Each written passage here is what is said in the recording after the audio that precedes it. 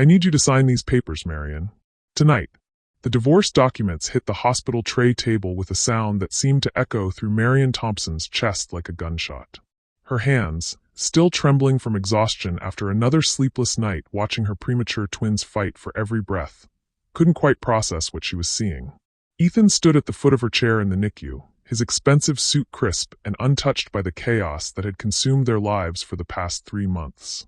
"What are you talking about?"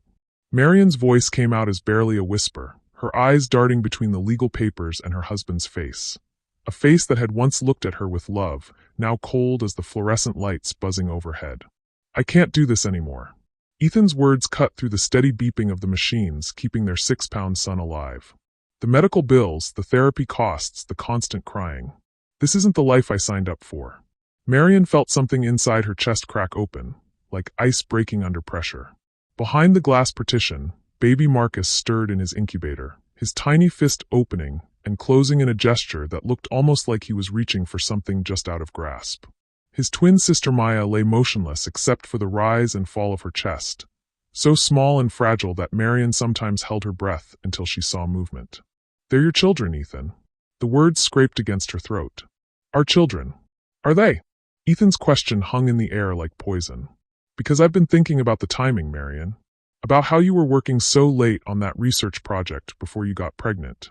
About all those late nights with your colleagues." The accusation hit her like a physical blow. Marion's hand instinctively moved to her stomach, still soft from carrying the twins who had arrived 10 weeks early, fighting for life from their first breath. She thought about the months of bed rest, the terror of early labor, the way Ethan had held her hand in the delivery room and whispered that everything would be okay. "How can you say that to me?" Her voice broke. "How can you even think that?" But Ethan was already pulling out his phone, scrolling through something that made his jaw tighten. "I've been offered a promotion. Senior partner at Blackstone and Associates. Victoria thinks I have real potential." Victoria. Marion's stomach dropped as the pieces clicked into place. Victoria Blackstone, her former best friend, the woman who had been Marion's maid of honor, who had held Marion's hair back during morning sickness, who had promised to be there for whatever came next. The same Victoria who had been conspicuously absent since the twins were born, always too busy with work to visit the hospital. "You're leaving us for Victoria." It wasn't a question. Ethan's silence was answer enough. Marion looked down at the divorce papers, the legal language blurring through her tears. Irreconcilable differences. Abandonment of marital duties. The words felt like weapons designed to cut away everything she had believed about her life, her marriage, her future. "The house is already in foreclosure," Ethan continued, his voice taking on the businesslike tone he used with difficult clients. "I had to take out some loans to cover the medical expenses. The bank wants us out by the end of the month." "Loans?" Marion's head snapped up. "What loans?" "I never signed anything." "You didn't need to." "Spousal authorization." He shrugged like he was discussing the weather. "Look, I'm not trying to be cruel here. I'm trying to be practical. These kids, they're going to need care for the rest of their lives. Expensive care. I can't sacrifice my entire future for." "For what?" Marion stood up so fast her chair scraped against the floor. "For your own children? For the family you promised to love and protect." A nurse glanced over from the next bay, concern flickering across her face. Marion forced herself to lower her voice, acutely aware that her babies could hear everything, even if they couldn't understand it yet. "I've already moved my things out," Ethan said. "Victoria's offered me a place to stay while we figure things out. The divorce will be final in 30 days if you don't contest it." Marion stared at him, this man she had loved for 5 years, married for 3, built dreams with that now lay shattered around her feet like broken glass. She thought about their first date, how he had talked about wanting a big family, about being the kind of father who would never miss a soccer game or school play. She thought about their wedding day, how he had cried when she walked down the aisle, how he had promised to love her in sickness and in health, for richer or poorer. "And if I do contest it?" Ethan's expression hardened. "Then I'll fight for custody. And I'll win. I have the better lawyer, the stable income, the proper living situation. You'll be homeless with 2 disabled children, and no way to support them. Is that really what you want?" The threat hung between them like a blade. Marion knew he was right. She had no money for a lawyer, no family to help her, no safety net beyond the rapidly depleting savings account that Ethan had apparently already raided. Her own parents had died in a car accident 2 years ago, leaving her with nothing but grief and a small life insurance payout that had gone toward their wedding. Sign the papers, Marion. Let me give you a clean start. A clean start. As if 27 years of life could be erased with a signature, as if the love she had poured into their marriage could be dissolved like sugar in water, as if the children fighting for life behind the glass were just mistakes to be corrected. Marion picked up the pen with shaking fingers. The weight of it felt enormous, like holding the instrument of her own destruction. She looked at her babies one more time. Marcus with his shock of dark hair so much like hers, Maya with Ethan's stubborn chin already visible even at 3 months premature. They deserved better than this. They deserved a father who would fight for them, not abandon them at their most vulnerable moment. But they also deserved a mother who was alive to raise them. And if she fought Ethan in court and lost, they might end up with neither. She signed her name at the bottom of the page, each letter feeling like a small death. "There's one more thing," Ethan said as he gathered the papers. "The research project you were working on before, the autism therapy thing. I need you to withdraw the proposal." Marion's head snapped up. "What?" "Victoria thinks it could be a conflict of interest. Her firm represents some of the companies that might bid on that kind of contract. It's better if you just step away from it." The research proposal. Marion had spent 2 years developing an AI-based communication system for nonverbal autistic children, working nights and weekends while pregnant, driven by a vision of helping families like the one she thought she was building. She had submitted it to the International Technology Foundation just days before going into early labor, a Hail Mary attempt to secure funding for something that could change thousands of lives. "That research is my life's work, Ethan. Your life's work is taking care of those kids now. Focus on that." He turned to leave, then paused at the door of the NICU.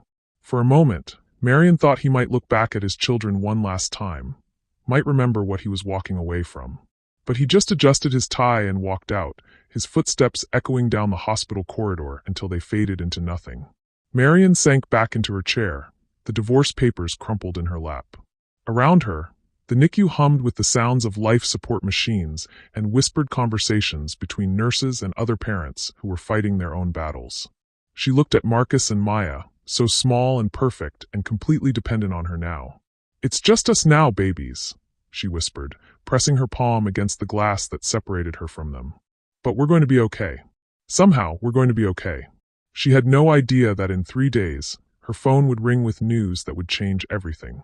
She had no idea that the research proposal Ethan wanted her to abandon had already been approved, that a $200 million contract was waiting for her signature, that the woman he was leaving for a clean start was about to become one of the most powerful people in the technology industry. All she knew was that her world had ended, and somehow, she had to find the strength to build a new one from the ashes. "Hey, my friend, hope you're doing well. Drop a comment and let me know how you're feeling about this story so far and where you are watching from. If you haven't already, please click that subscribe button because tomorrow I have an even more special story for you, and I do not want you to miss it." But Marion Thompson had no idea that her greatest betrayal was about to become her greatest triumph. She had no idea that the man walking away from her was about to lose everything he thought he was gaining.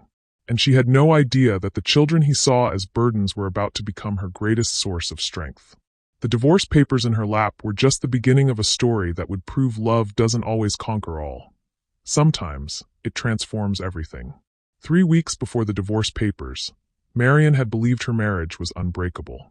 She remembered standing in their kitchen at 6 in the morning, her belly round with the twins she carried, watching Ethan button his shirt for another early meeting.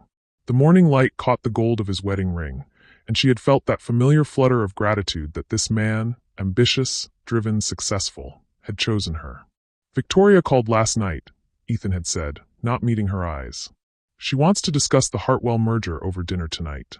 Marion had paused in packing his lunch, something cold settling in her stomach. "On a Friday night?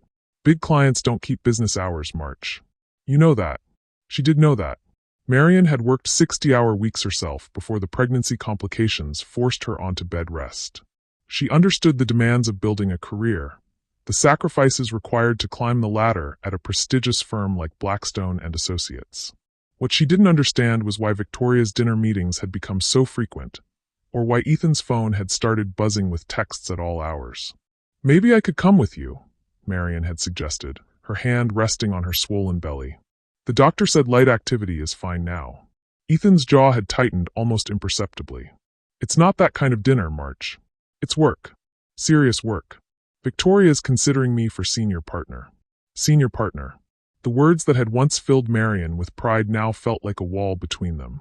She had watched Ethan chase that promotion for 2 years, seen how it consumed his thoughts, his time, his attention. She had supported him through the long hours and missed dinners, believing they were building something together. I just miss you, she had whispered, stepping closer to him. We barely talk anymore. For a moment, Ethan's expression had softened. He had reached out to touch her face, his thumb tracing the line of her cheek.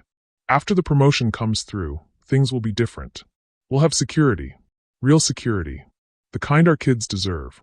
Our kids. The words had warmed her then, made her believe that all the distance and late nights were just temporary sacrifices for their future family.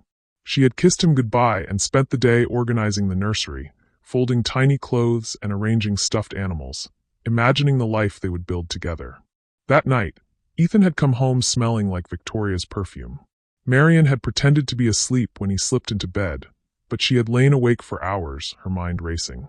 Victoria Blackstone was everything Marion wasn't: tall, blonde, born into wealth, educated at Harvard Law.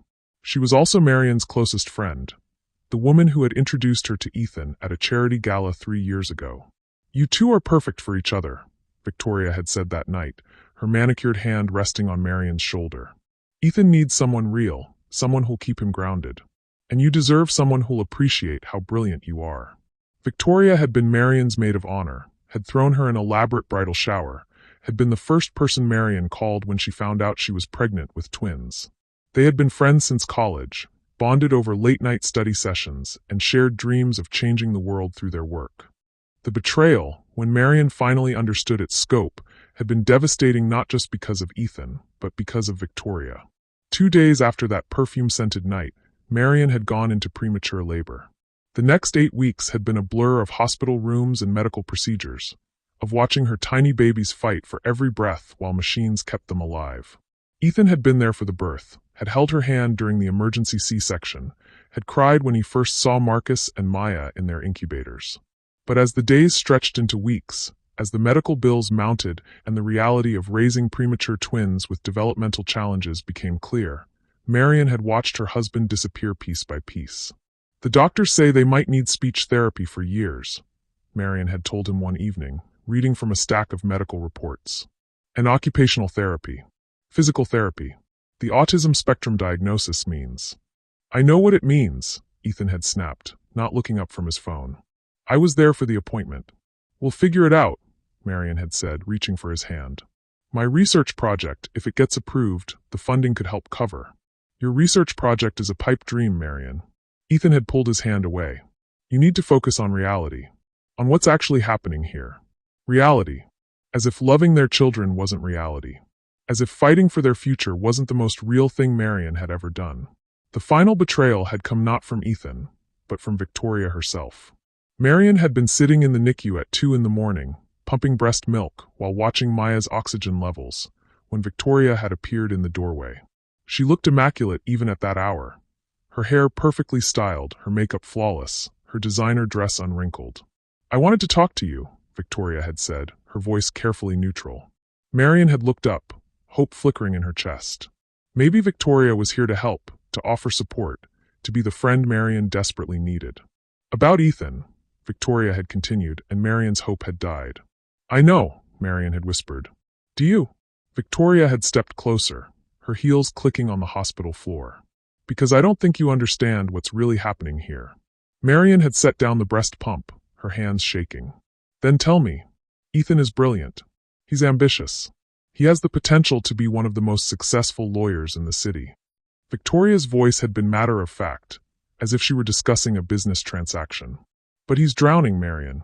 The medical bills, the stress, the constant crisis management. It's destroying him. Those are his children in there, Marion had said, gesturing toward the incubators. Are they? Victoria had asked, echoing the same cruel question Ethan would pose weeks later. Because the timing is interesting, isn't it? All those late nights you spent working on your research. All those conferences and meetings. The accusation had hit Marion like a physical blow. How can you say that to me? You know me. You know I would never. I know you're a good person, Marion. But good people sometimes make mistakes. And sometimes those mistakes have consequences that affect everyone around them. Victoria had pulled out her phone, scrolling to a series of photos that made Marion's blood run cold. Pictures of Marion at various conferences and meetings over the past year, talking with male colleagues, laughing at dinner tables, working late in labs and offices. These could be interpreted many different ways, Victoria had said softly, especially by a family court judge who's trying to determine custody arrangements. The threat had been clear. Sign the divorce papers quietly, or face a custody battle where her character would be destroyed, where her children would be taken from her, where everything she had worked for would be used against her.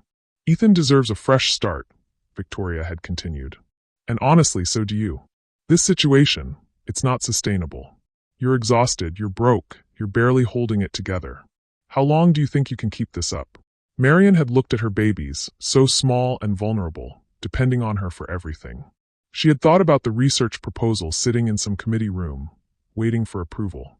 She had thought about the dreams she had built with Ethan, the future they had planned together. I love him, Marion had whispered. I know you do.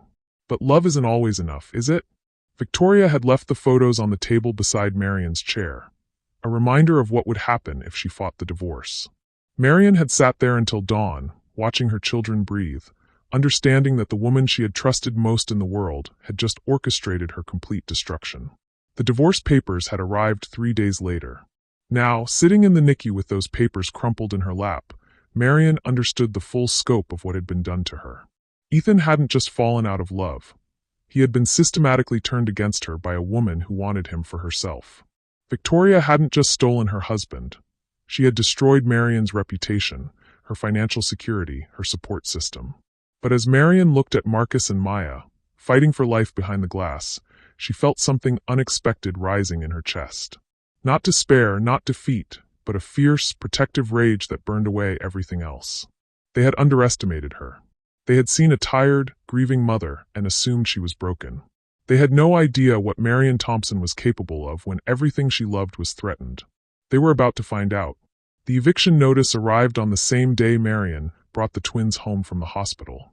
She stood in the doorway of what had been their family home for 3 years, holding Marcus in one arm and Maya in the other, staring at the bright orange paper taped to the front door. Notice to quit and surrender possession, blazed across the top in bold letters, giving her 72 hours to vacate the premises. 72 hours. 3 days to pack up a life, to find somewhere else to go with 2 medically fragile infants who needed round-the-clock care. Marion's hands trembled as she fumbled for her keys, the baby's car seats heavy on her arms. The house felt different the moment she stepped inside, hollow, stripped of the warmth that had once made it home. Ethan had taken more than just his clothes. The living room furniture was gone, the expensive television, the artwork they had chosen together. Even the coffee maker had vanished from the kitchen counter. She set the car seats down carefully on the bare hardwood floor and pulled out her phone, scrolling through her contacts with shaking fingers. Who could she call? Her parents were gone. Her sister lived across the country with 3 kids of her own and barely enough money to make ends meet. Her college friends had drifted away over the years, consumed by their own careers and families. The phone rang 4 times before her sister Denise picked up. Marion? How are the babies? Are you home from the hospital? Denise, I need help. The words came out in a rush, desperate and raw. Ethan left. He filed for divorce, and I'm being evicted, and I don't know what to do. Silence stretched across the line. Marion could hear children laughing in the background, the sound of a normal family living a normal life. Oh, honey, Denise finally said, her voice heavy with sympathy and something else, something that sounded like relief that it wasn't her problem. I wish I could help, but with Tom's job situation and the kids, we're barely keeping our heads above water here. I'm not asking for money, Marion said quickly. Just somewhere to stay for a few weeks while I figure things out. The babies are stable now, they won't be any trouble. Marion, you know I would if I could, but we don't have the space. And with the twins being premature, needing all that medical equipment, I just don't think we're equipped to handle that kind of responsibility. The rejection hit Marion like a physical blow. She sank onto the floor beside the car seats, watching Marcus's tiny chest rise and fall, listening to the soft whir of Maya's portable oxygen concentrator. What about Mom and Dad's life insurance money? Denise continued. Didn't you get a payout when they died? That went toward the wedding, Marion whispered. And the down payment on this house. Oh, another pause. Well, there are programs, right? Government assistance? Shelters. Shelters. The word hung in the air like a death sentence. Marion imagined trying to care for two medically fragile infants in a crowded shelter, sharing space with strangers, no privacy, no stability, no way to maintain the sterile environment the twins needed. I have to go, Marion said, ending the call before Denise could offer any more useless sympathy. She sat on the floor of her empty house, surrounded by the remnants of a life that had been systematically dismantled, and tried to think. The divorce settlement had left her with nothing. Ethan's lawyer had argued successfully that since the house was in foreclosure due to medical debt, there were no assets to divide. Her savings account, which Ethan had drained to pay for his legal fees, contained exactly $47. The twins' medical bills alone were staggering. Even with insurance, the copays and deductibles for their NICU stay had reached 6 figures. The ongoing therapy costs, the specialized equipment, the medications, it would take years to pay off, assuming she could find work that paid enough to cover both living expenses and medical debt. Marion pulled out her laptop, one of the few valuable items Ethan had left behind, probably because he'd forgotten about it. She logged into her email, hoping against hope that there might be some response to the dozens of job applications she had submitted over the past month. Her inbox was mostly empty except for medical bills and collection notices.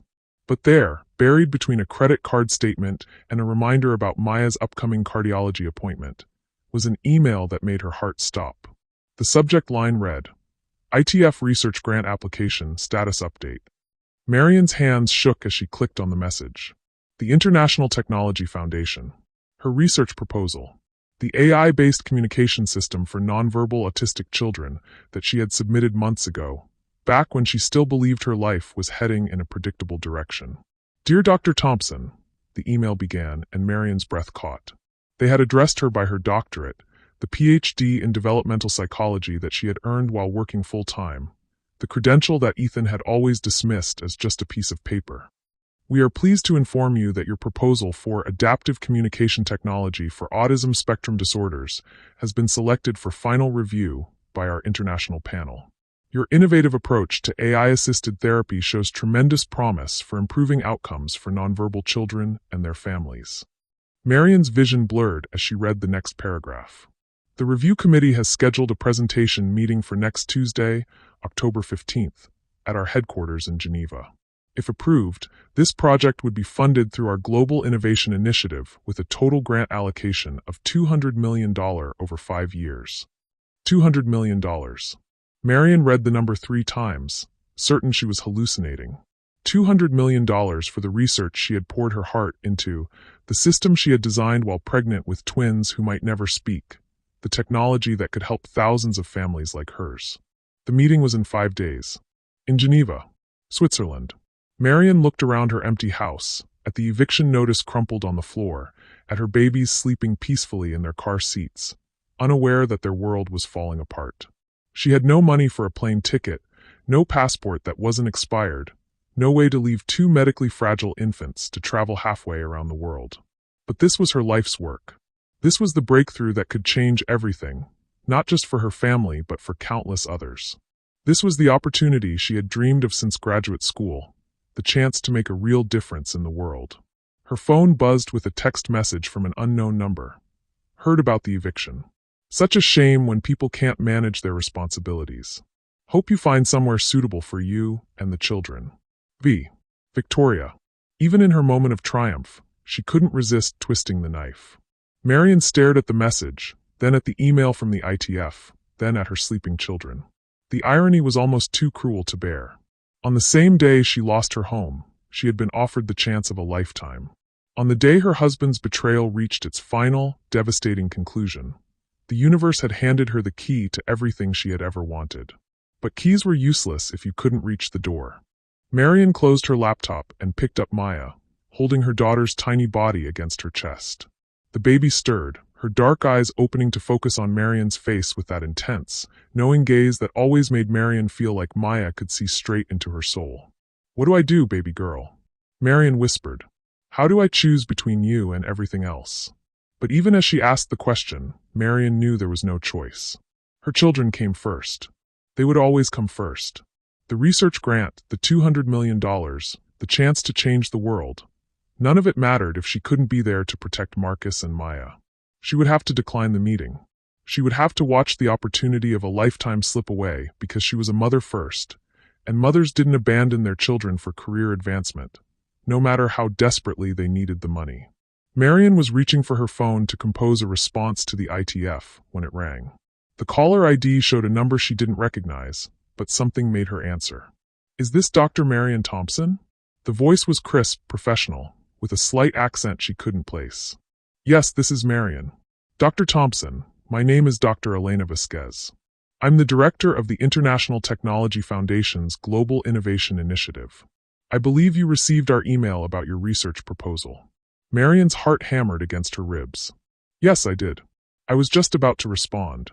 Before you do, I wanted to speak with you personally. Your proposal is extraordinary, Dr. Thompson. Revolutionary, even. The committee is unanimous in their enthusiasm for your work. Thank you, but I'm afraid I won't be able to attend the meeting in Geneva. I have circumstances that prevent me from traveling." "I see." Dr. Vasquez paused. "May I ask what those circumstances are?" Marion looked at her babies, at the eviction notice, at the empty house that had once been full of dreams. "I have twin infants with medical needs. I can't leave them." "Ah!" Another pause. "Dr. Thompson, what if I told you that we could arrange for the meeting to take place via video conference? And what if I told you that, given the exceptional nature of your proposal, we're prepared to advance you a portion of the grant funding immediately upon approval?" Marion's breath caught. "What do you mean?"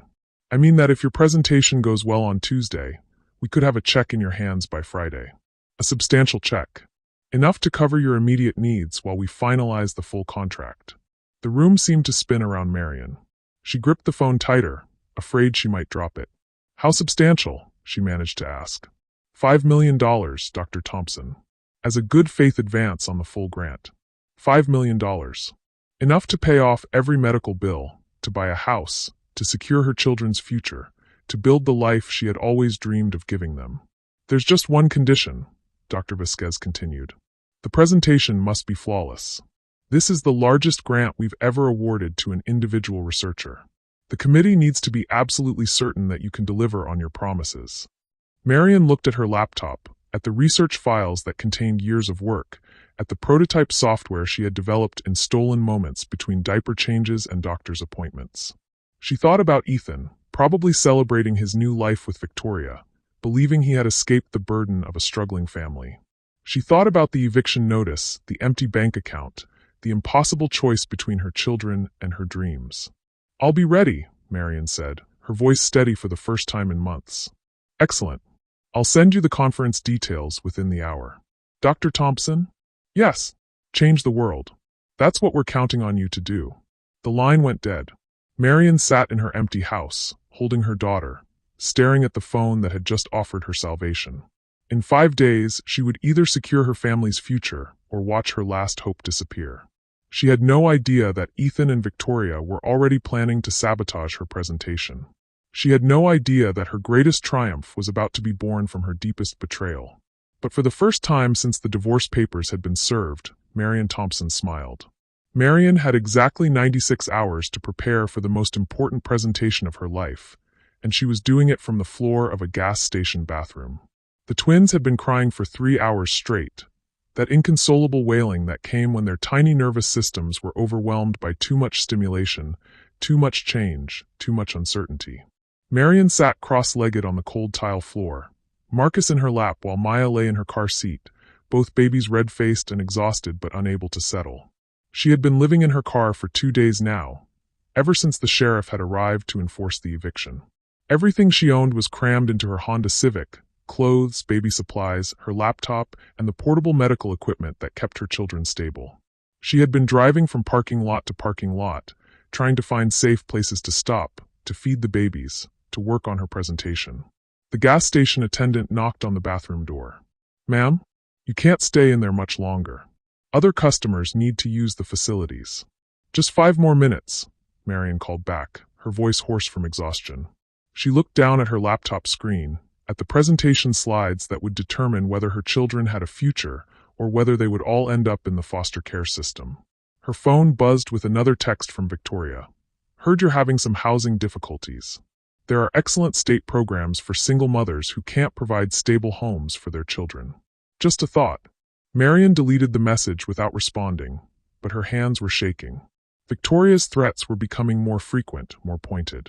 Yesterday, there had been a social services caseworker at the hospital when Marion brought Maya in for her routine cardiology check. The woman had asked pointed questions about Marion's living situation, her support system, her ability to provide adequate care for medically fragile children. "We're just concerned about the baby's welfare," the caseworker had said, making notes on her clipboard. "Premature twins with special needs require a very stable environment. Any disruption to their care could have serious consequences." Marion had answered every question carefully, truthfully, but she could see the doubt in the woman's eyes. Homeless mother, no family support, mounting medical debt. It painted a picture of someone who was failing, someone who couldn't protect her own children. The bathroom door rattled again. "Ma'am, I'm going to have to ask you to leave." Marion gathered her things quickly, settling the babies back into their car seats despite their continued crying. She carried them out to her car, ignoring the stares of other customers, and drove to the far corner of the parking lot where she could work without being disturbed. She had managed to complete 60% of her presentation, but the remaining 40% required access to her research files, which were stored on the university server. The problem was that her access had been revoked when she went on medical leave, and the IT department wouldn't restore it without proper authorization from her department head. Her department head was Dr. Richard Hawthorne, who had been her mentor for 6 years and the closest thing to a father figure she had since her parents died. If anyone would help her, it would be him. Marion dialed his number, praying he would answer. "Marion," Dr. Hawthorne's warm voice filled her with relief. "I've been wondering how you and the babies are doing. How's the recovery going?" "It's been challenging," Marion said carefully. "Actually, I'm calling because I need a favor. I need my server access restored for a few days. I have an opportunity with the International Technology Foundation." "The ITF?" Dr. Hawthorne's voice sharpened with interest. "Marion, that's incredible. What kind of opportunity?" "They want to fund my autism communication research. The full project. But I need to present on Tuesday, and I can't access my files." Of course. I'll call IT right now and get that sorted out." "Marion, this is wonderful news. The department will be so proud." "Actually," Marion interrupted, "I need to ask you not to mention this to anyone yet. The grant is still pending approval, and I don't want to get anyone's hopes up." "Of course, I understand. Discretion is important with these things." Dr. Hawthorne paused. "Marion, are you all right? You sound strained." Marion looked at her babies, finally quiet in their car seats, then at the gas station bathroom where she had been preparing for the most important meeting of her career. "I'm fine. Just tired. New mother exhaustion, you know." "Well, take care of yourself. And congratulations on this opportunity. You deserve it more than anyone."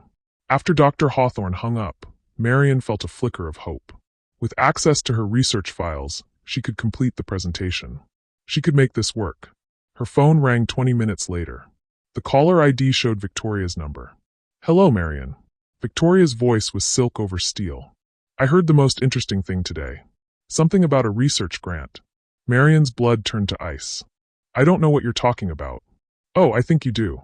Dr. Hawthorne is such a lovely man, isn't he? So proud of his former students. He couldn't help but share the good news when I called to ask about your academic standing." Marion closed her eyes, understanding flooding through her. Victoria had connections everywhere, including at the university. Of course she would have found out. "Here's the thing, Marion," Victoria continued. "That research you're so proud of? The work you did while you were married to Ethan? Technically, any intellectual property developed during a marriage belongs to both spouses, especially when marital funds were used to support the research." "That's not true," Marion said, but her voice lacked conviction. "Isn't it? Let's see. You used the home office that Ethan paid for. You used the computer that was purchased with joint funds. You attended conferences and workshops that were paid for with money from your joint account.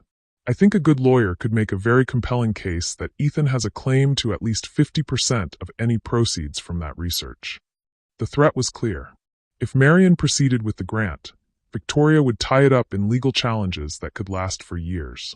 Even if Marion eventually won, the funding would be frozen, the opportunity lost. "You can't do this," Marion whispered. "I can and I will. Unless, of course, you withdraw your application. Focus on what's really important, taking care of those babies. Finding them a stable home. Maybe with a family that can actually provide for them." The line went dead. Marion sat in her car, staring at her phone, feeling the walls close in around her. Victoria had found her weakness and was exploiting it ruthlessly. Every move Marion made was being watched, countered, turned against her. But as she looked at Marcus and Maya, sleeping peacefully despite everything that was falling apart around them, Marion felt something harden inside her chest. These people had taken her husband, her home, her security. They were threatening to take her children. But they would not take her life's work. They would not destroy the one thing that could save her family. Marion opened her laptop and began typing furiously. If Victoria wanted to play legal games, Marion would be ready. She started documenting everything. The timeline of her research, the sources of funding, the work she had done before and during her marriage. She gathered emails, receipts, academic records, anything that could prove the research was hers alone. Her phone buzzed with a text from an unknown number. "Saw your car at the gas station. Kids shouldn't be living like this. Call me if you want to discuss alternatives. CPS. Child Protective Services." Victoria wasn't just threatening legal action. She was orchestrating a systematic campaign to destroy Marion's life. The social worker at the hospital, the questions about housing stability, the convenient timing of the eviction, it was all connected. Marion looked at her children, so small and vulnerable, depending on her for everything. She thought about the presentation that could change their lives, about the $200 million that could secure their future, about the research that could help thousands of other families. She had a choice to make. She could withdraw from the grant competition, accept defeat, and hope that Victoria would leave her alone to rebuild some kind of life from the ashes. Or she could fight, knowing that Victoria would use every weapon at her disposal to destroy her, including threatening her custody of the twins. Marion looked at her laptop screen, at the presentation that represented years of work and dreams. She thought about all the nonverbal children who could benefit from her research, all the families who were struggling just like she was. She thought about Ethan, probably celebrating his escape from responsibility, believing he had traded up for a better life.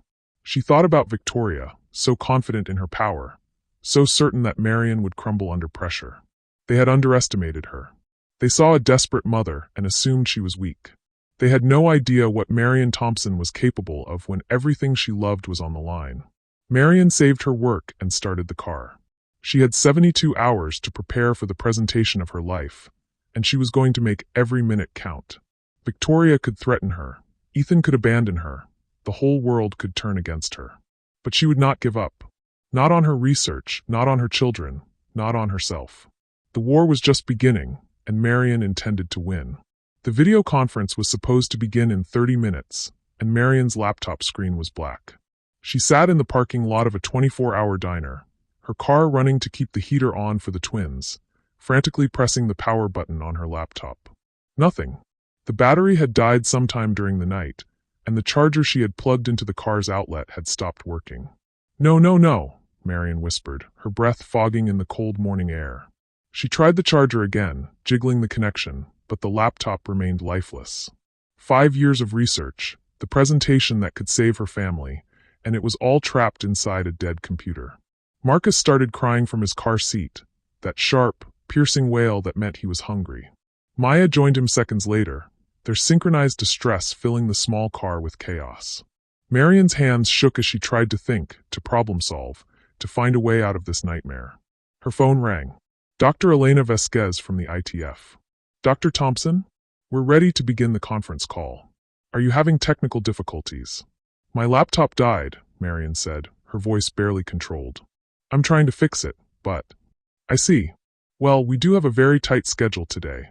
The committee members are calling in from different time zones, and we have other presentations to review. How long do you think you'll need?" Marion looked at her dead laptop, at her crying babies, at the diner where she might be able to find an outlet and a quiet corner. 20 minutes? Maybe 30. I'm afraid that won't work. We have Dr. Harrison from MIT presenting at 10, and Dr. Chun from Stanford at 10:30. The next available slot would be. Papers rustled in the background. Next month. February 15th. Next month. Marion's heart sank. Dr. Vasquez, please. This research could change everything for autism families. I just need a few minutes to get my equipment working. Dr. Thompson, I understand your passion for this project, but we must maintain our schedule. The committee has already expressed some concerns about your current circumstances. Perhaps it would be better to wait until you're in a more stable position to present. Current circumstances. Someone had been talking to the ITF about her situation. Marion's mind raced through the possibilities, but she already knew the answer. What concerns? Marion asked. Well, there have been some questions raised about your ability to manage a project of this magnitude.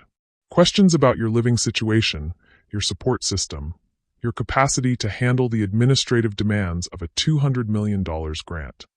Victoria.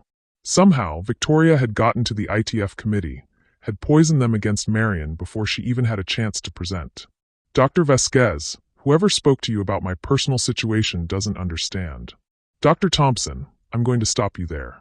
We've received some very concerning information about potential legal challenges to your intellectual property rights. Apparently, your estranged husband has a claim to your research? We simply cannot award a grant of this size when there are unresolved ownership issues. The words hit Marion like physical blows. Victoria had done it. She had destroyed Marion's opportunity before it even began, using Ethan's name to create legal complications that would terrify any funding organization. That's not true, Marion said desperately. The research is mine. I can prove it. I have documentation. I'm sure you do, Dr. Thompson. But until these matters are resolved through proper legal channels, we cannot proceed. I'm sorry. The line went dead. Marion stared at her phone, watching her last hope disappear into the digital void. Around her, the twins continued crying, their voices growing hoarse with exhaustion and hunger. She was done. Finished. Victoria had won completely and utterly, using Marion's own husband as a weapon against her. There would be no grant, no $200 million, no salvation for her family. Just an endless spiral of poverty, homelessness, and eventual loss of her children to the foster care system. Marion's phone buzzed with a text from Victoria. Heard your presentation was cancelled. Such a shame when people overreach. The offer still stands. Sign over custody voluntarily, and we'll make sure the twins go to a good family. One that can actually take care of them. The cruelty of it took Marion's breath away. Victoria wasn't just destroying her professionally. She was systematically dismantling every aspect of Marion's life, piece by piece, until surrender was the only option left. But as Marion sat in that parking lot, listening to her baby's cry, something unexpected happened. Instead of despair, she felt a cold, crystalline clarity settle over her mind. Victoria had made a mistake. She had revealed her hand too early, shown Marion exactly how far she was willing to go. Marion started the car and drove to the diner. She carried the twins inside, ignoring the stares of the breakfast crowd, and found a booth in the back corner. The waitress, a tired-looking woman in her 50s, approached with obvious reluctance. We don't usually allow, the waitress began. I'll order food, Marion said quickly. Coffee, eggs, whatever. I just need to use an outlet for my laptop. The waitress looked at the crying babies, at Marion's rumpled clothes and desperate expression, and her face softened. Honey, you look like you're having the worst day of your life. Something like that, Marion managed. Well, sit tight. I'll get you some coffee and see what I can do about that outlet. Marion plugged in her laptop and waited for it to boot up while she fed the twins. Her hands moved automatically, bottle preparation, burping, diaper changes, while her mind worked furiously. Victoria thought she had won, but she had made one crucial error. She had assumed that Marion would give up. Marion opened her laptop and began typing. Not a presentation for the ITF. That opportunity was gone. Instead, she started writing something else entirely. A detailed account of everything that had happened. The systematic destruction of her marriage, the financial sabotage, the legal threats, the campaign to take her children. She wrote about Ethan's loans taken out in her name without her knowledge. About Victoria's threats regarding custody. About the social services investigation that had been triggered by anonymous tips. About the ITF grant that had been sabotaged through false claims about intellectual property. As she wrote, Marion realized something that made her blood run cold. This wasn't just about stealing Ethan or destroying her research. This was about the twins themselves. Victoria wanted Marion's children. The pieces clicked into place with horrifying clarity. Victoria was 42 years old, unmarried, desperate for a family, but unwilling to go through pregnancy herself. She had seen Marion's beautiful, intelligent children and decided she wanted them. Everything else, the affair with Ethan, the destruction of Marion's life, the systematic campaign to prove her unfit, it was all designed to clear the path for Victoria to adopt the twins. Marion's phone rang. Ethan's number. "Marion, we need to talk." His voice was strained, different from the cold businessman who had served her divorce papers. "About what?" "About the kids. About what's best for them. What's best for them is staying with their mother." "Is it?" Ethan's voice cracked slightly. "Marion, I've been thinking about this situation, about what Victoria said about custody arrangements, and I'm not sure." "What Victoria said?" Marion's voice sharpened. "Since when do you let Victoria make decisions about our children?" "She's not making decisions. She's helping me see things clearly. The twins need stability, Marion. They need a home, proper medical care, parents who can actually provide for them. I am their parent. I'm their mother. You're homeless, Marion. You're living in your car with 2 sick babies. How is that what's best for them?" Marion looked around the diner, at the other customers eating their normal breakfasts, living their normal lives, unaware that her world was ending one phone call at a time. "Ethan, listen to me very carefully. Those children are mine. I carried them, I gave birth to them, I've fought for their lives every single day since they were born. Victoria can threaten me, she can destroy my career, she can take everything else I have. But she will never, ever take my children. Marion, and if you help her try, I will destroy you both. Do you understand me?" Marion hung up and stared at her laptop screen, at the document she had been writing. It was all there, the evidence of what Victoria had done, the pattern of manipulation and sabotage. But evidence was useless without someone to present it to, someone with the power to stop what was happening. Her phone buzzed with another text, this time from an unknown number. "Dr. Thompson, this is Dr. James Mitchell from the University of Chicago. I heard about your research from a colleague. Would you be interested in discussing a potential collaboration? I have some funding opportunities that might interest you." Marion stared at the message, hardly daring to hope. She Googled Dr. Mitchell quickly. He was real, a respected researcher in developmental psychology with connections to major funding organizations.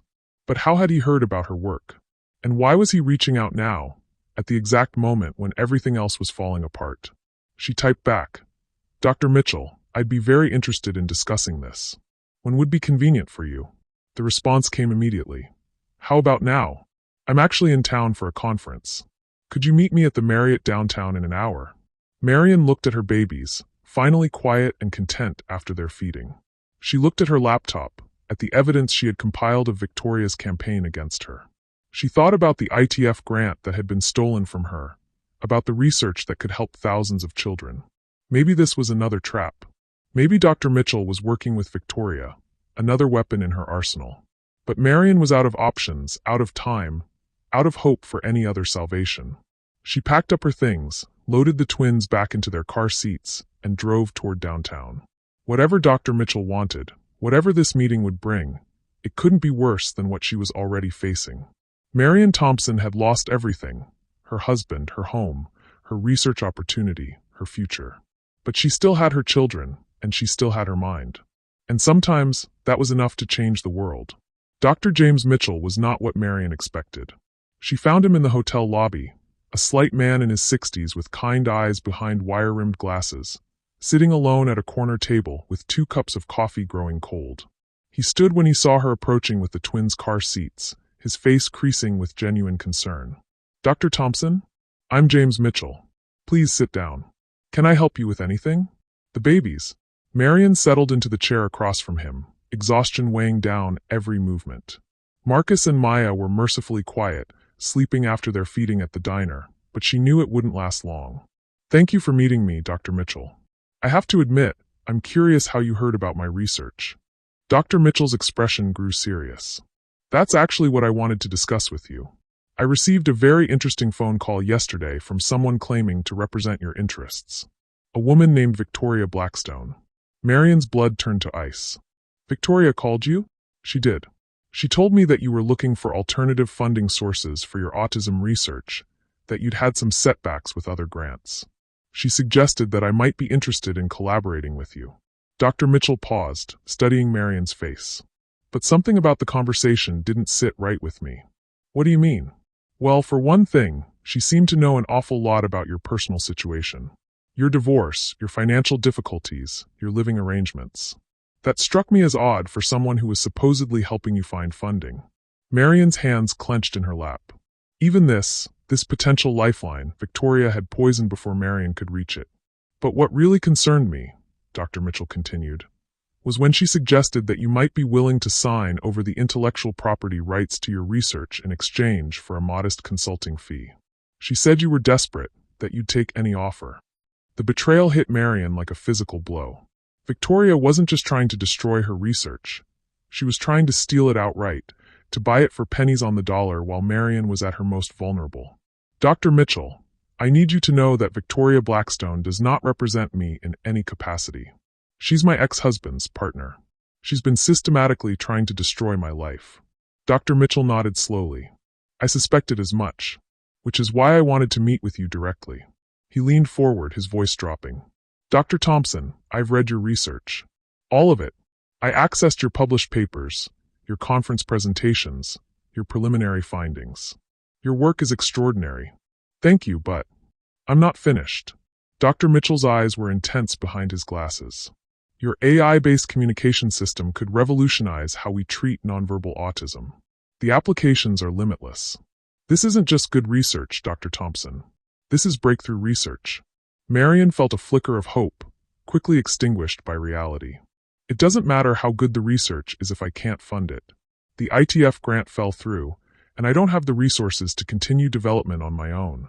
What if I told you that wasn't true? Marion looked up sharply. What do you mean? Dr. Mitchell pulled out his phone and showed her an email. This morning, I received a message from Dr. Elena Vasquez at the ITF. Apparently, there's been some confusion about your grant application. Marion's heart hammered against her ribs. What kind of confusion? It seems that someone has been impersonating you in communications with the foundation. Someone has been sending emails from a fake account, withdrawing your application and making statements about intellectual property disputes that the real Dr. Thompson never authorized. The room seemed to spin around Marion. That's impossible. I spoke to Dr. Vasquez directly. She told me the grant was canceled because of legal challenges to my research. Dr. Thompson, when did you last check your email? Your real email account, not your phone. Marion realized with growing horror that she hadn't accessed her university email since her laptop died the night before. She had been using her phone for everything, but her institutional email required a secure connection that her phone couldn't maintain. Dr. Vasquez has been trying to reach you for 2 days, Dr. Mitchell continued. The ITF committee is concerned because you missed your scheduled presentation, and then they received what appeared to be a withdrawal letter from you.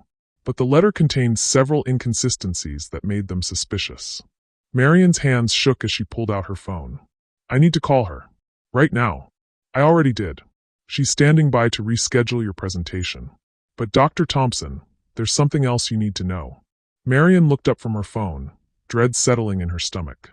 The person who's been impersonating you, sending fake emails and making false claims about your research, they made a mistake. They used an IP address that traces back to Blackstone and Associates law firm. Victoria. Of course it was Victoria. She hadn't just sabotaged Marion's presentation. She had been actively impersonating her, destroying her reputation with the ITF while Marion was struggling to survive. There's more, Dr. Mitchell said gently. Dr. Vasquez did some investigating after she became suspicious.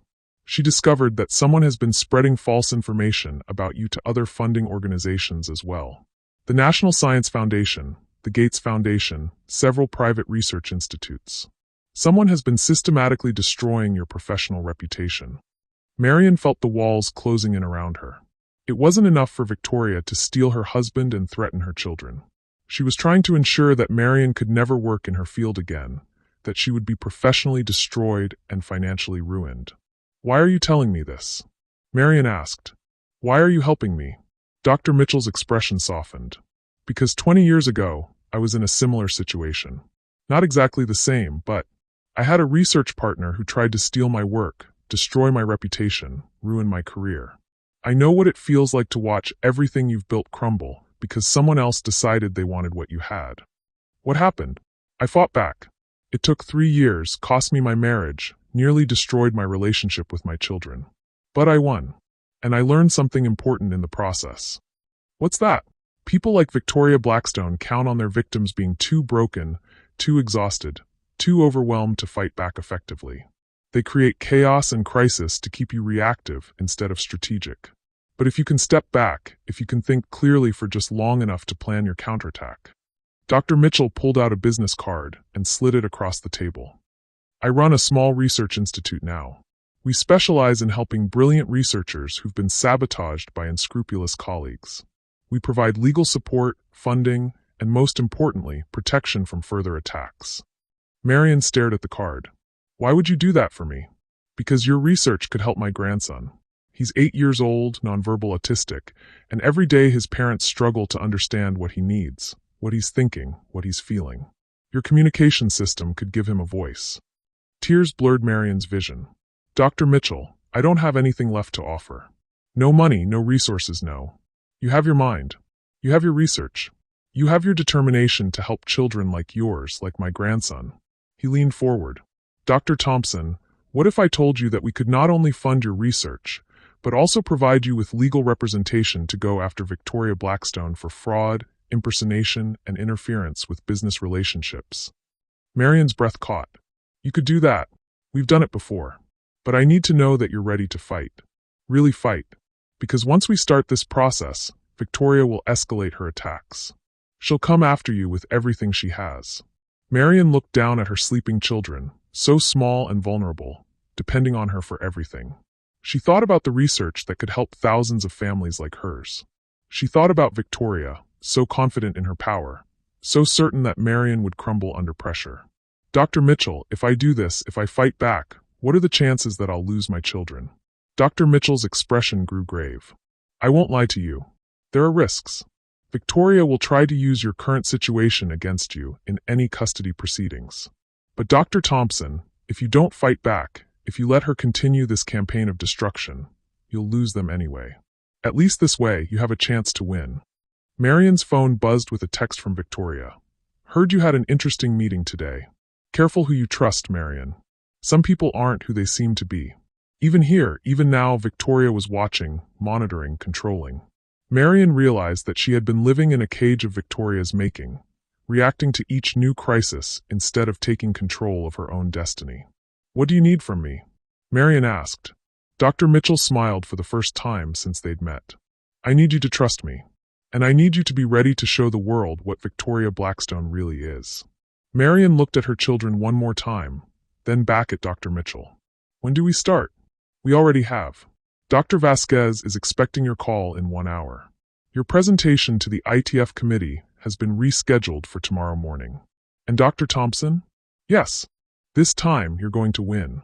The presentation was flawless.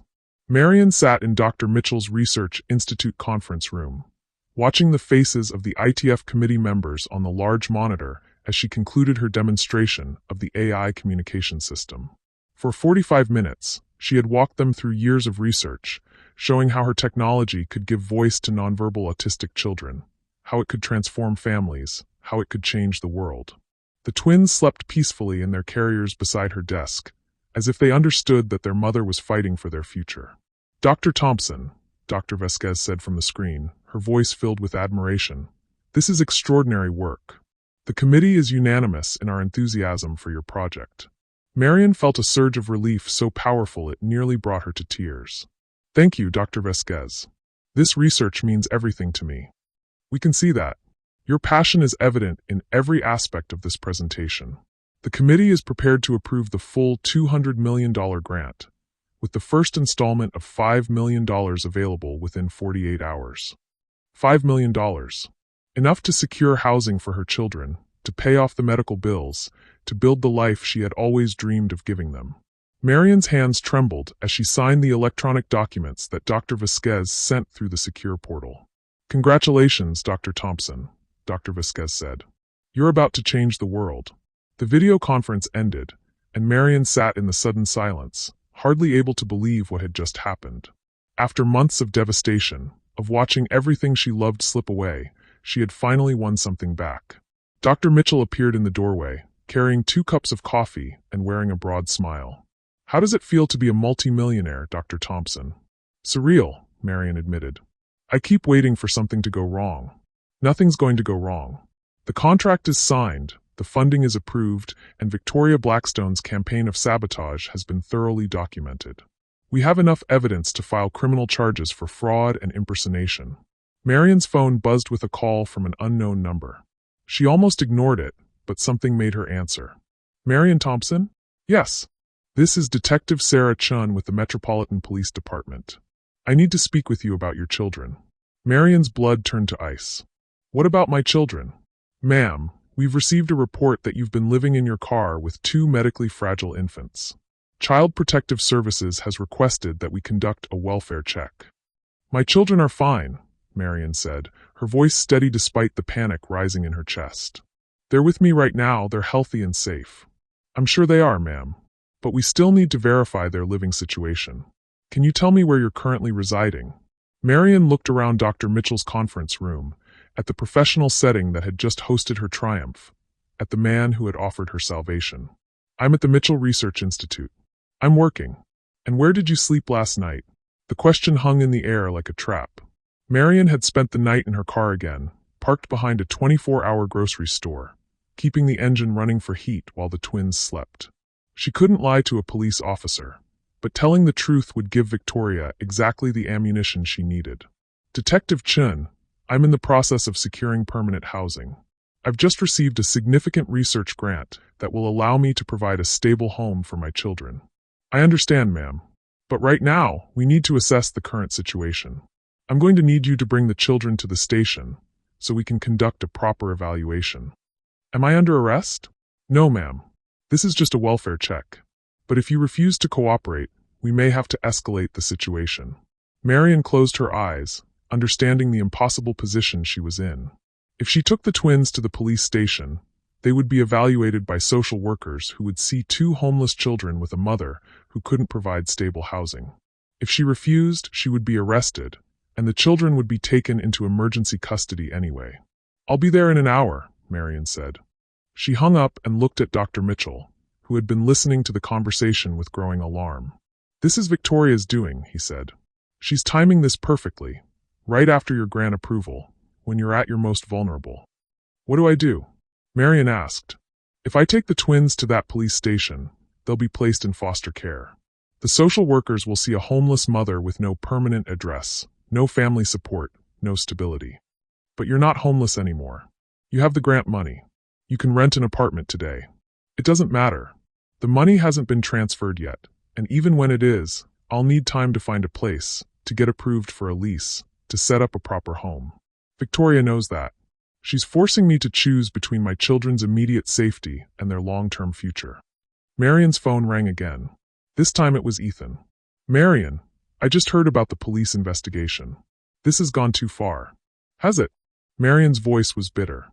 "Because it seems like everything is going exactly according to Victoria's plan.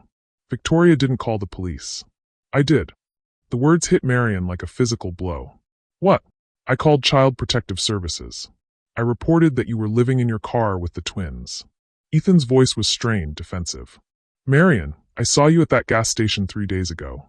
I saw how you were living, how the babies were crying, how exhausted you looked. This isn't about Victoria. This is about what's best for Marcus and Maya." "You bastard," Marion whispered. "You absolute bastard. You abandon your children, and then you call the police on me for trying to take care of them. I'm trying to protect them." "Marion, you're not thinking clearly. You're so focused on this research grant, on proving something to the world, that you're not seeing what's happening to our children." "Our children?"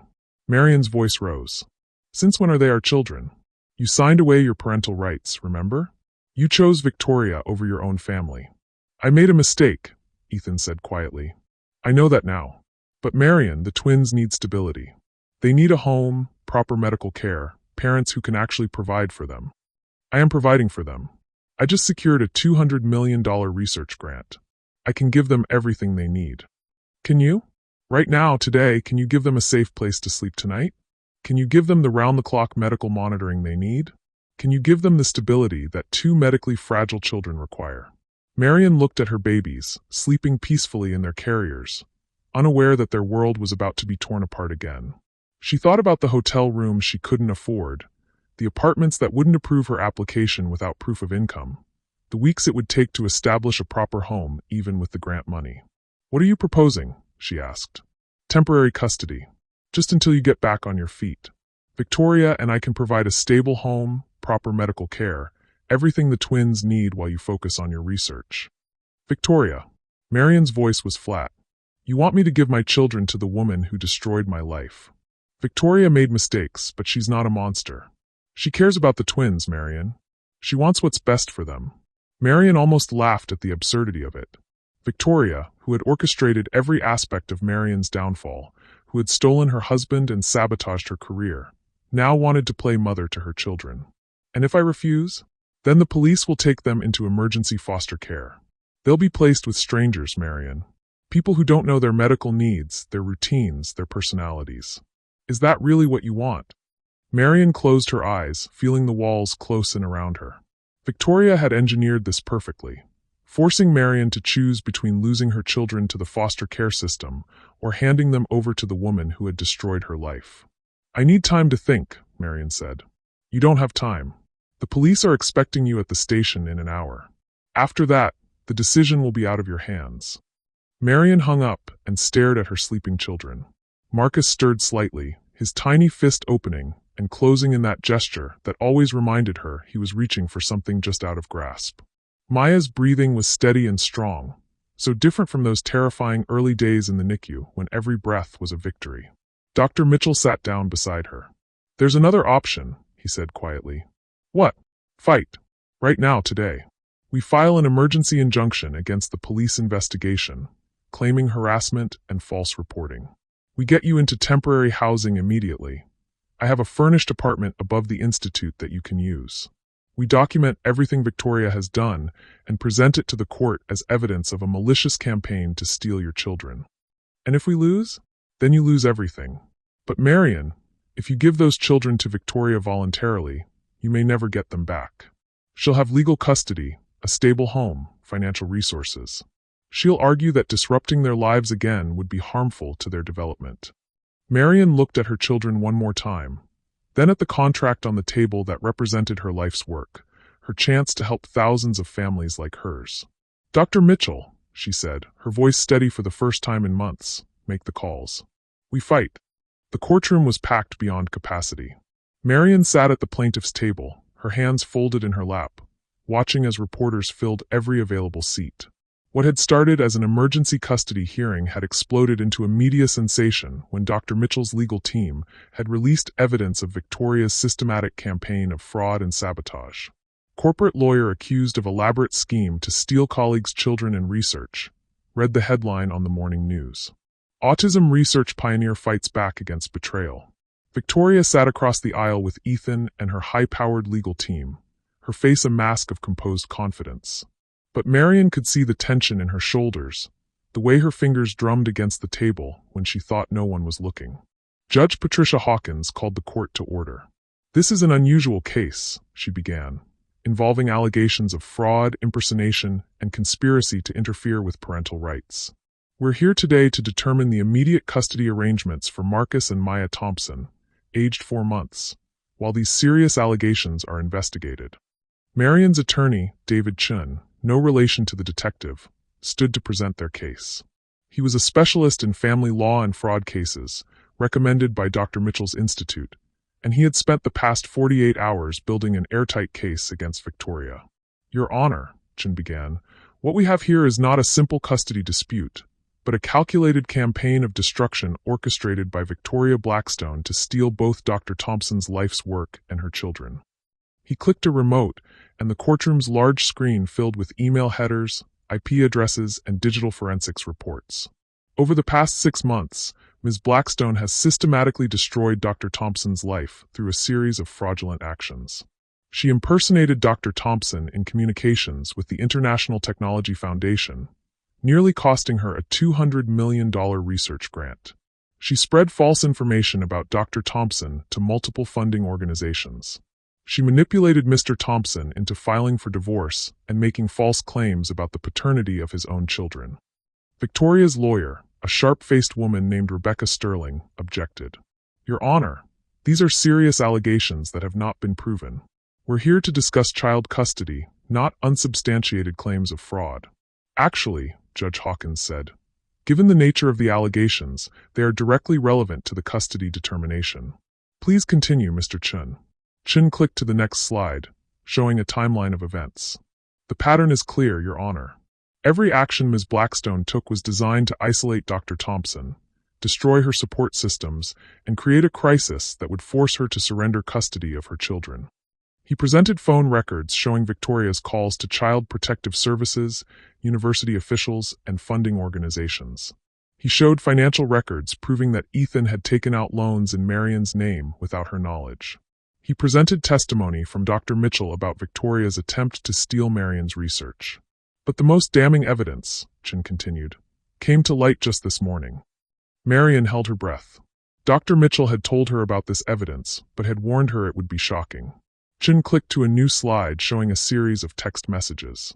These are communications between Ms. Blackstone and a private investigator named Marcus Webb, dated over the past 3 months. The messages appeared on screen, and Marion felt her blood turn to ice as she read them. Need complete surveillance on Marion Thompson. Document every moment of instability. Perfect. The gas station photos will be very useful for custody proceedings. Make sure CPS gets the report about her living in the car. Timing is crucial. Once the children are placed with us, we'll need documentation proving she's an unfit mother. But it was the final message that made Marion's hands shake. The twins are beautiful. Ethan's having second thoughts, but I've wanted children for years. This is my chance. Make sure Marion has no legal recourse. The courtroom erupted in whispers. Victoria's face had gone pale, her composed mask finally cracking. Your Honor, Sterling said desperately, these messages could be fabricated. They were obtained through a legal warrant, Chin interrupted, after Mr. Webb came forward voluntarily. He's prepared to testify that Ms. Blackstone hired him to orchestrate Dr. Thompson's downfall specifically to gain custody of the children. Judge Hawkins looked at Victoria with undisguised disgust. Ms. Blackstone, do you have anything to say about these allegations? Victoria stood slowly, her hands trembling. For a moment, Marion thought she might confess, might finally admit to what she had done. Instead, Victoria's expression hardened into the cold, calculating look Marion knew so well. Your Honor, I've dedicated my life to helping families in crisis. Everything I've done has been in the best interests of those children. Dr. Thompson was living in her car with 2 medically fragile infants. Someone had to act. By destroying her career and stealing her research? Judge Hawkins asked. By ensuring those children had a stable home with parents who could actually provide for them. Marion stood up, unable to contain herself any longer. You never wanted to help my children. You wanted to steal them. You saw 2 beautiful babies and decided you deserved them more than their own mother. Marion, Victoria said, turning to face her directly, you were failing. You couldn't provide for them, couldn't give them what they needed. I could. I can give them everything, the best schools, the best medical care, a stable family with 2 parents who love them. Love them? Marion's voice rose. You don't even know them. You've never held them, never fed them, never sat up all night when they were sick. You don't love my children, Victoria. You love the idea of having children without the inconvenience of actually raising them. That's enough, Judge Hawkins said firmly. Ms. Blackstone, based on the evidence presented today, I'm issuing an immediate restraining order preventing you from having any contact with the Thompson children. Furthermore, I'm referring this case to the district attorney for criminal prosecution. Victoria's composure finally shattered completely. You don't understand, she said, her voice breaking. I've given everything to my career. I'm 42 years old, I've never been married, never had children.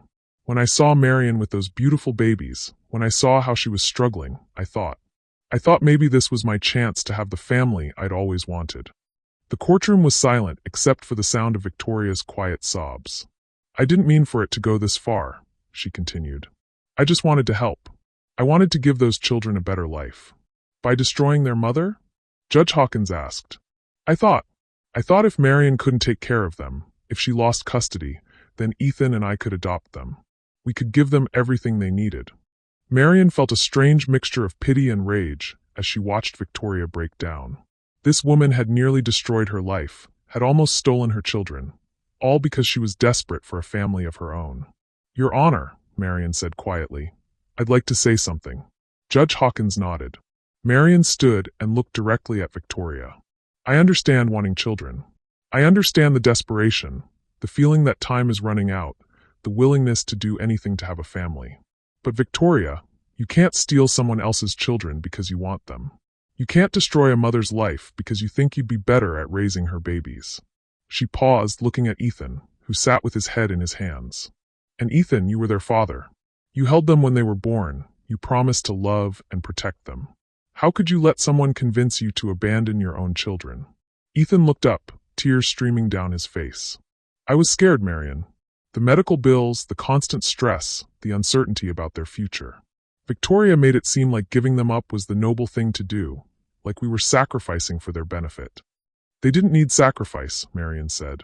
"They needed their parents to fight for them." Judge Hawkins cleared her throat.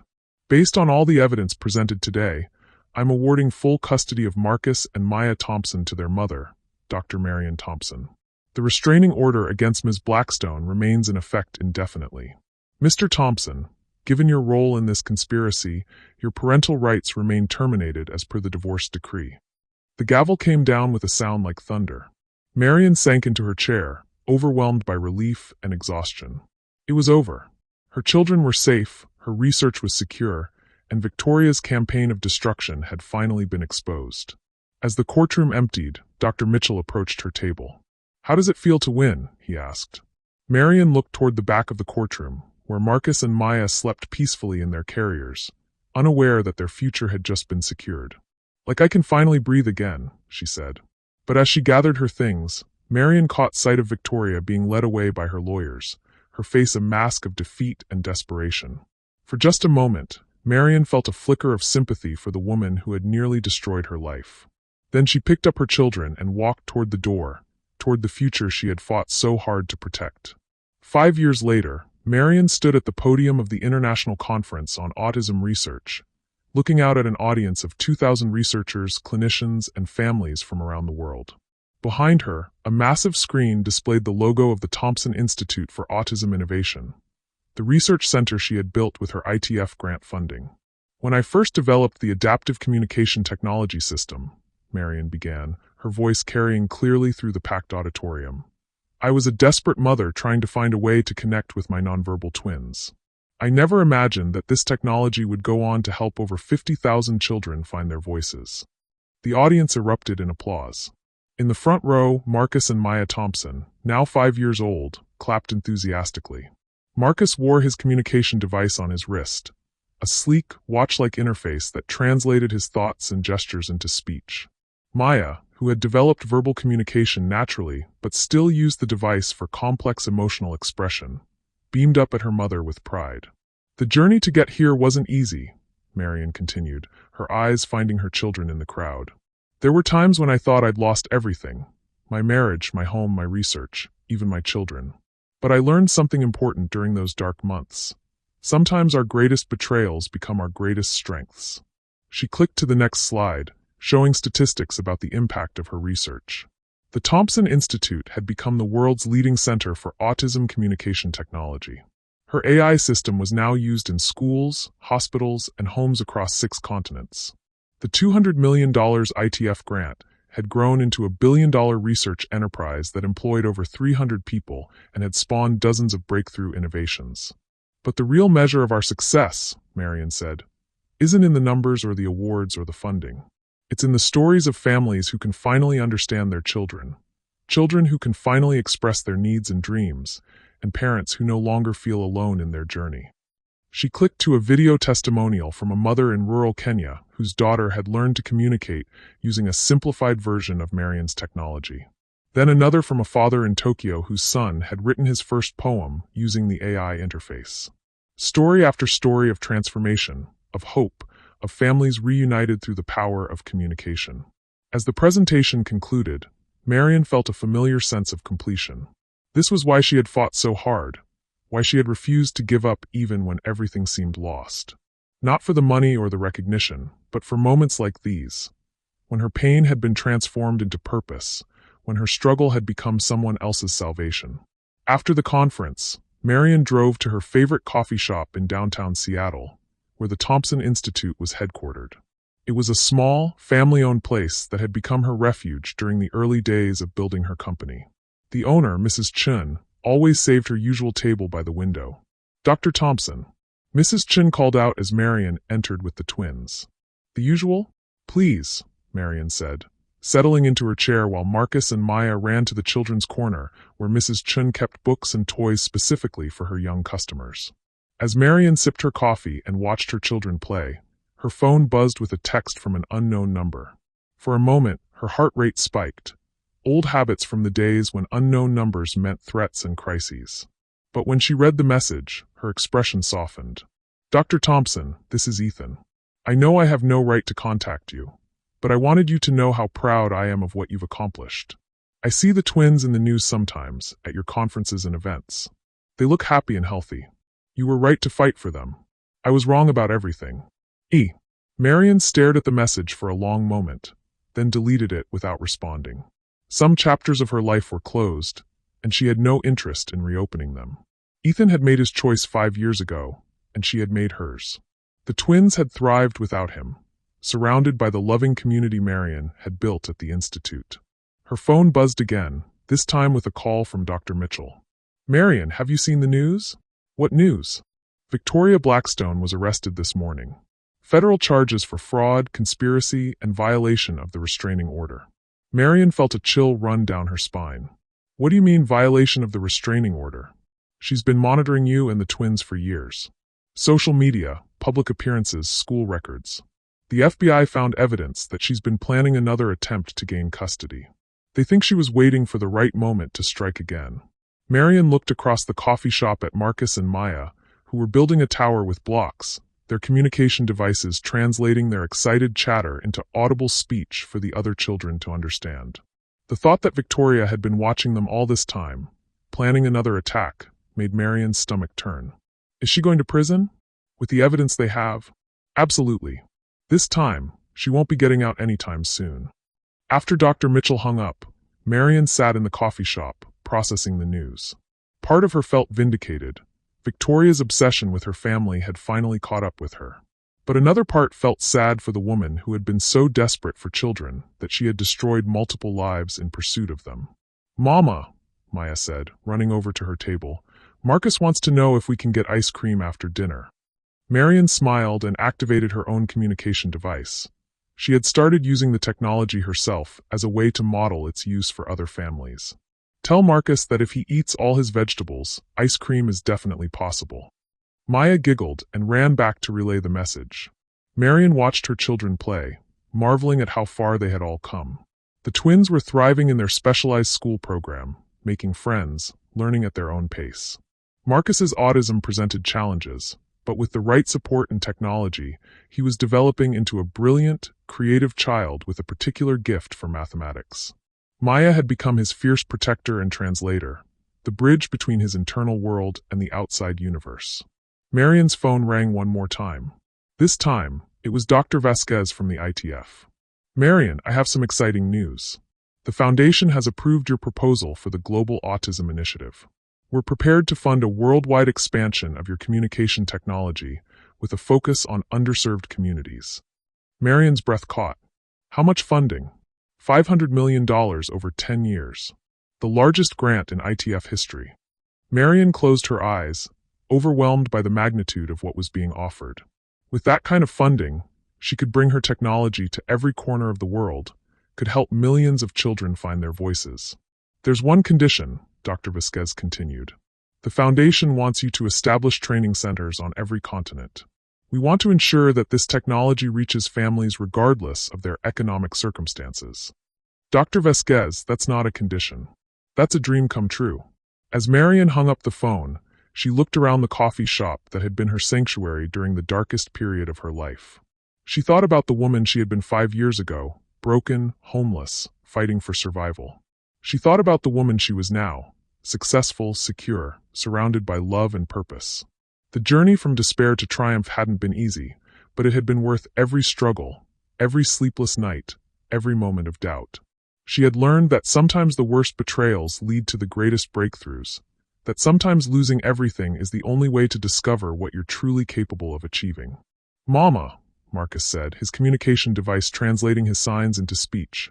"Are you happy?" Marion looked at her son, this beautiful, brilliant child who had been dismissed as a burden by his own father, who was now thriving beyond anyone's expectations. "Yes, sweetheart," she said, pulling both twins into a hug. "I'm very, very happy." As they left the coffee shop and walked toward their car, Marion's phone buzzed with notifications from social media. The news of Victoria's arrest was spreading, and with it, renewed interest in Marion's story. Reporters were already calling, wanting interviews about the woman who had overcome betrayal to build a global empire. But Marion wasn't interested in reliving the past. She was focused on the future, on the millions of children who would benefit from her research, on the families who would find hope in her technology, on the world she was helping to build where every child had a voice. The twins chattered excitedly in the back seat as they drove home, their communication devices creating a symphony of translated thoughts and dreams. Marion smiled as she listened to them plan their evening, their weekend, their futures. She had started this journey as a desperate mother trying to help her children. She was ending it as a woman who had changed the world. And the best part was, she was just getting started.